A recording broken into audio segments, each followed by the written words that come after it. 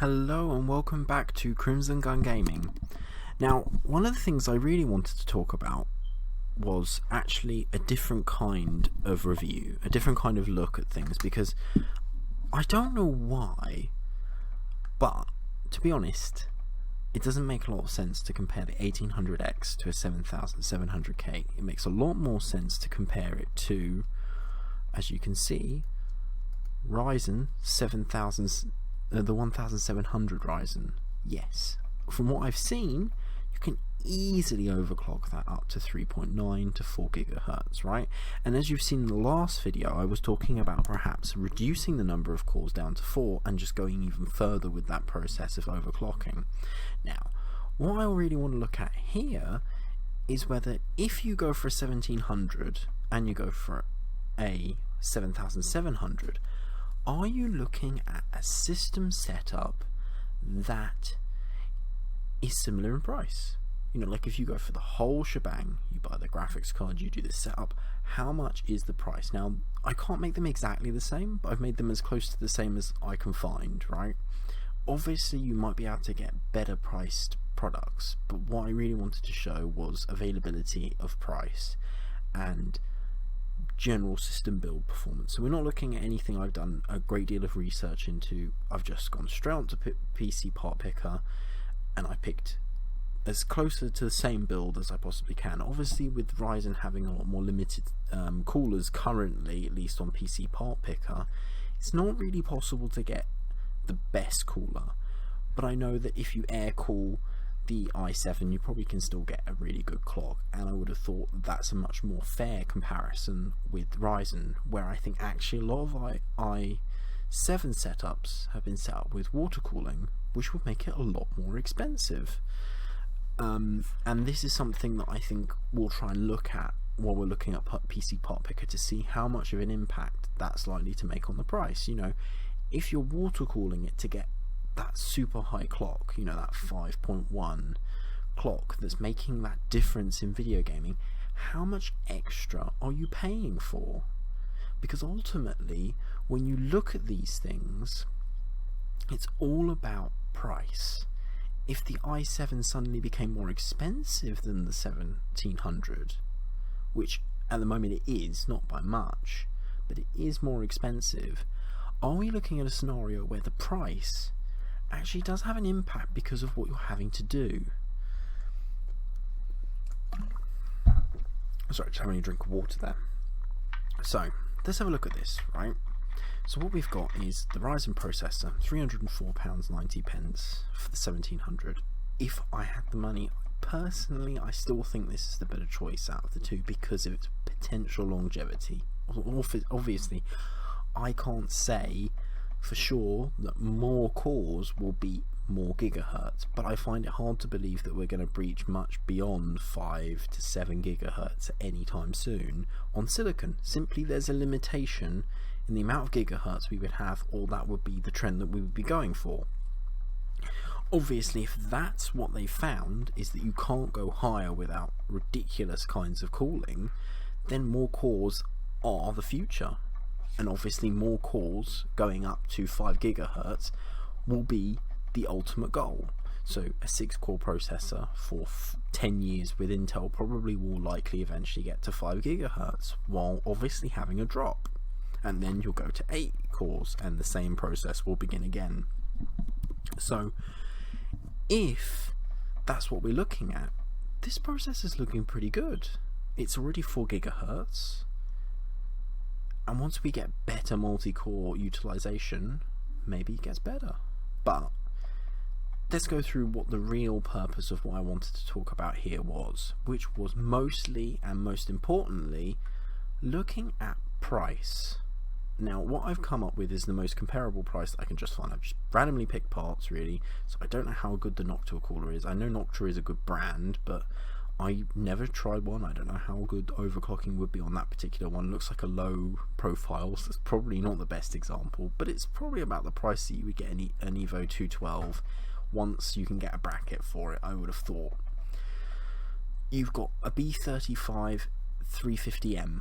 I haven't chosen the best motherboard because at B350 you can overclock as far as I'm aware, and given the limitations with temperature and the limitations with wattage, I actually don't think going crazy on the motherboard is really going to benefit you a whole lot on overclocking, at least with this processor and what I've heard. I'm not saying I know for sure, but I've kind of gone for a similar system setup with the i7. Again, it would limit its final overclock, because if you go with a crazy motherboard, you will get a better RM, which probably will mean a better overclock. Anyway,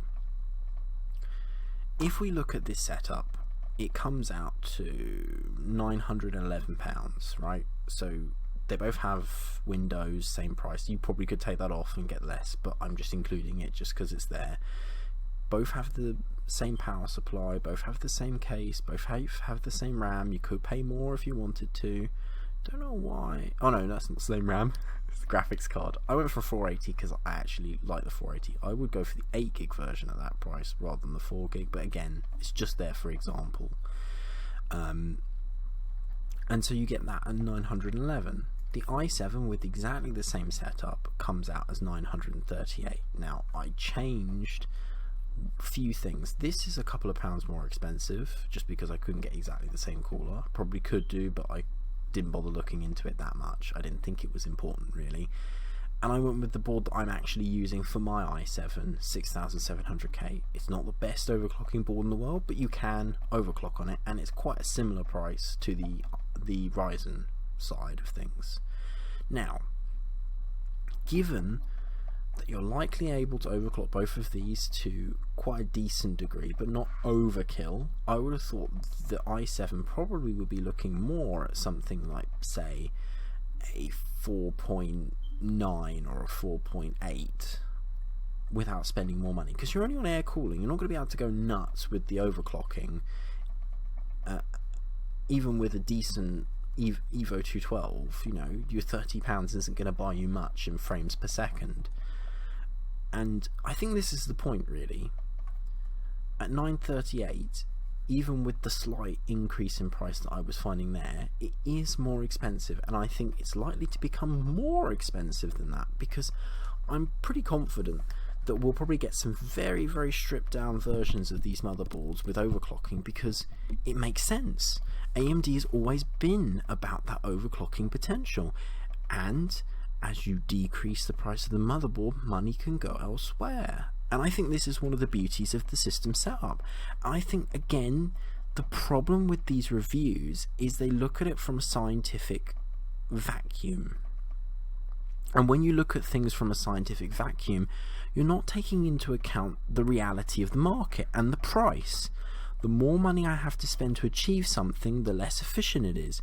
So yes, I could get it to 5 gigahertz, or I could, on the other hand, say I could probably get the 1700 to a higher clock as well if I spend enough money. If I go liquid nitrogen, surely I would get much better performance than I would with the i7. It's not maintainable, but it's an important point to remember. Both systems are about the same price, and given the clocks that I've seen for the 1700, both of them are looking pretty good.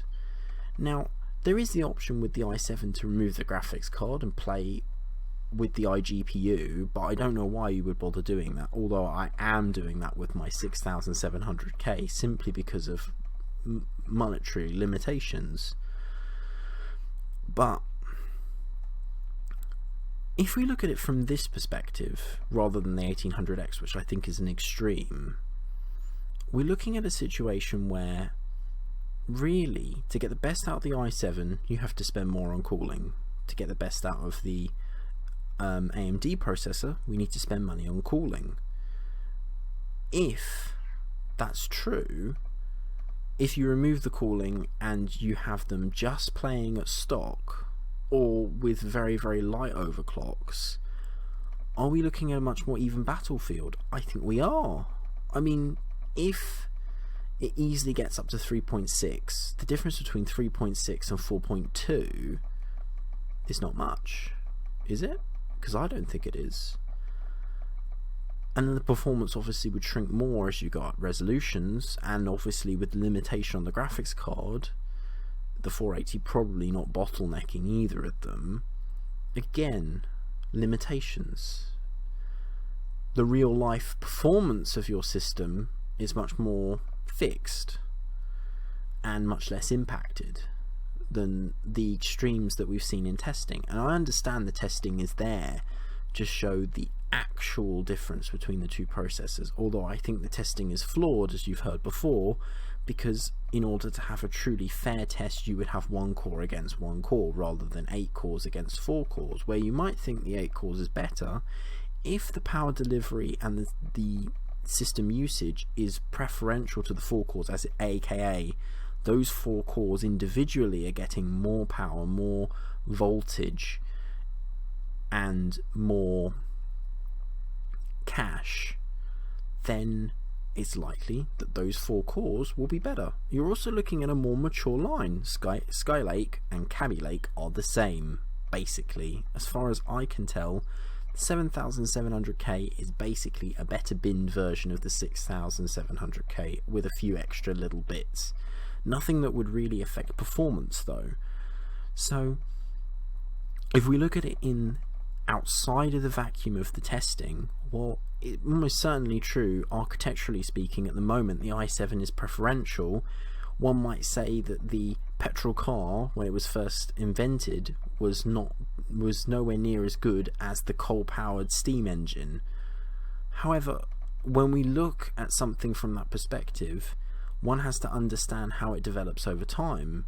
If we can't go for more than 5 gigahertz, and we're unlikely to reach that, I think the future is more cores. It's just the only limitation. How are they going to sell you more processors? More cores. And what do most of the people who build really, really decent computers do? They go for more cores. Maybe it's at the detriment of ridiculous performance at certain levels, you know, hundreds and hundreds of frames that you don't need. But are we looking in a one-dimensional way? And I think like it's even affected the value of AMD, and I think it's just a deep misunderstanding of where we're heading. AMD control, as far as I understand, video gaming for the most part, right? All of their firmware is what we use. We've seen how Doom was affected by optimization, and I think it's very likely to be the same. They own the graphics card, they own the chip, they work with companies to develop this better. The 8 cores will be leveraged better, and that flagship will be what it's meant to be. But I think it's a deep misunderstanding of what those 8 cores bring, and I hope someone starts testing it from the perspective of 4 cores against 4 cores, because if those 8 cores are just a burden in that video gaming performance, and that you can leverage better performance with 4 individual cores, it seems to me like we're moving in a direction where downgrade the chip yourself, push the performance up as much as you possibly can if you're willing to do that and you're willing to go through that much effort. Because I have a 6700K but I haven't overclocked it. I don't know how to overclock. I have the option to overclock automatically on my board, but I don't know whether the cooler I've purchased is good enough. And if I try, I might, well, I doubt I would break it, but I might scare myself into never doing it again. So if we're looking at just out of the box performance, which I think would really hurt the 7700K, because it is purely good because of how good its overclocking is, and I can't understate that. It's a chip to overclock. You must overclock it if you're going to buy that chip, otherwise you might as well get a 6700K and stick there, or 4790 if you want to go down another generation. But if Intel have controlled the market and had processors on the market for such a long time in computing, it's highly unlikely that their processors would suddenly be surpassed by something that had a different architecture, certainly one that was looking to leverage a different design. Now if we also look at the situation that the 6900 is much the same, I think we're looking at simply an architectural disadvantage. More cores at the moment doesn't mean more performance, but if we look at it from a different perspective and we say, well, more cores is the future of processing, you know, it's the inevitability of processing. If servers are an example of this servers have increased in the number of processors they have, and we're moving ever present towards that. I think I heard the enterprise processor from AMD was going to have 32 cores or whatever number of cores, threads. I think we're moving inevitably to that conclusion.